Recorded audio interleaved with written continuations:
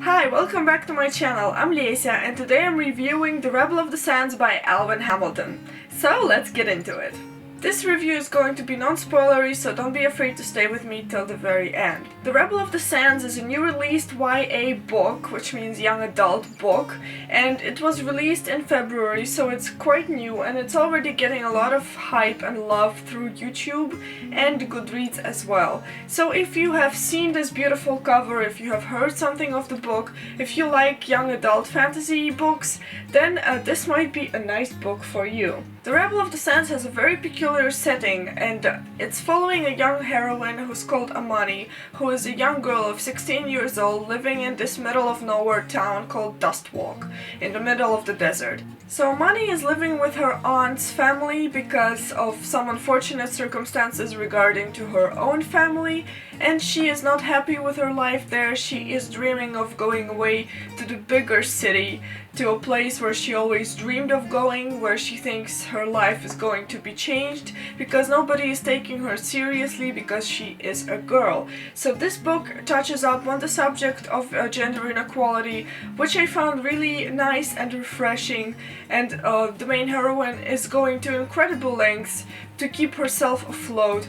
And as a character, she's very witty and she likes bantering. She is not holding her talk back. She is able to fight her own battles, and she is also guilty of some selfish deeds and things that she can't escape doing for her own sake and for her own good. I wasn't aware that this book was just not your typical kind of fantasy desert Middle Eastern kind of stuff, but it also mixes Middle Eastern with folklore, with mythologic kinds of aspects, and with a hint of Western in it. Actually, the Western influence in this book is pretty apparent when you start to read, because the first thing that you learn about the main heroine, Amani, is that she's a very good shot.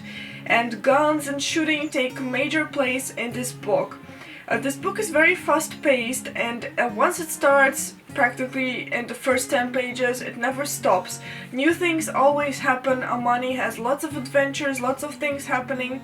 She's going through so much events that sometimes I was kind of surprised that she didn't have a breather between any of those things, because it felt like a lot of things were happening for somebody who just wanted to escape the town that she was in. As the book progresses and Amani and her desire to escape the town, the place where she grew up and where she knows everything and everyone, she is meeting another guy who also seems to be entwined in the circumstances and is also looking for some sort of way out, or is looking for something, for money at the very least.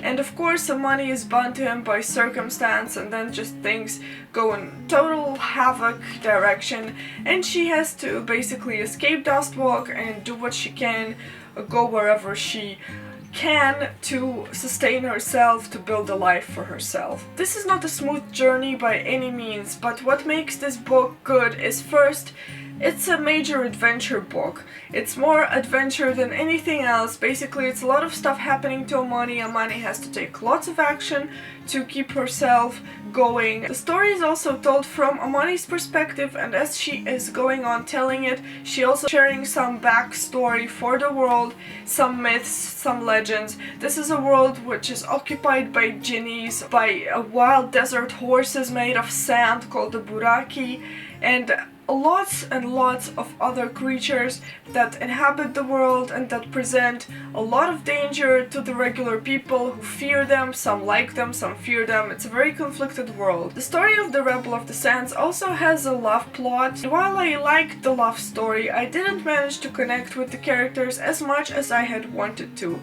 The first third of the book really drew me in, and I was having great expectations from it, but as the book went on, I felt that the action was very rushed, and that actually took back from the story. So when two characters actually got some scenes together or something interesting going on, I didn't feel as attached or as caring for them. This is a debut novel, so this is the first work, and it's also the first in the series. There's going to be another book and maybe more.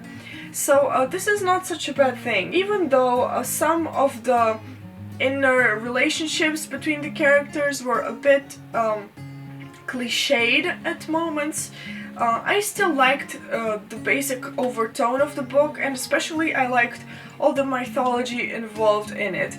The myths, the descriptions, the sounds and the wind in the desert, and the whole atmosphere really captured me and captivated me, and I think I want to hear more of this world, of this story, and I want to hear more about it. In the end, I ended up awarding 3.5 stars to this book. Of course, I rounded it up for 4 stars on Goodreads because I think this book really deserves to be read. It's nice, it's going to keep you interested, it's going to keep you on the edge, and I'm sure that as the series go along, they're gonna become even better and greater. So if you've read this book, please let me know down below in the comments how you felt about it, what kinds of moments made you feel the most for the characters, and how did you feel about the last third of the book, where most of the action is kind of building up and the tension is also building up.